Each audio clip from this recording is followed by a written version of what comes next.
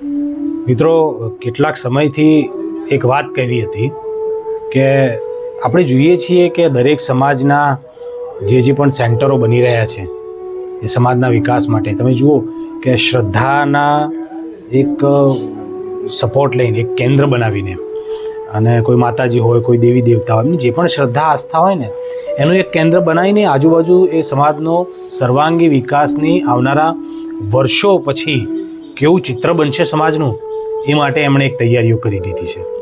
તો હું પણ વિનંતી કરું છું કે આપણે પણ બધા એક સાથે જે પણ ફૂલની પાંખડી આપણે આપણી જે સંસ્થાઓ છે, જેમ કે વૈષ્ણોદેવી રેક્ટ સંસ્થા છે, રાયસણ છે, ગોપાલક છે, ગાંધીનગર છે, અને આપણા તાલુકા જિલ્લાની જે પણ સંસ્થાઓ સેવા કરી રહી છે ને શિક્ષણ માટેની, એ બધાને આપણે તનમન ધનથી આપણે પોતે જે પણ આપણે અર્પણ કરવું હોય ને એ એક સમર્પણ ભાવથી આપણે આપીએ.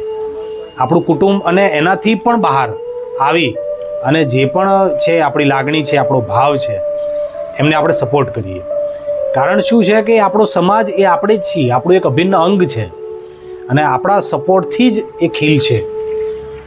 કારણ કે આવનારી પેઢીનું જતન થશે, આવનારી પેઢી એ એક આદર્શ બનશે.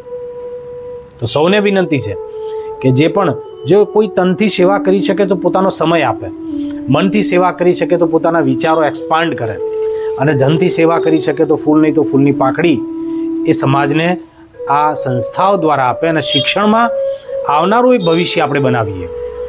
તો સૌને વિનંતી છે આપણે આગળ આવીએ. થેન્ક યુ, ધન્યવાદ.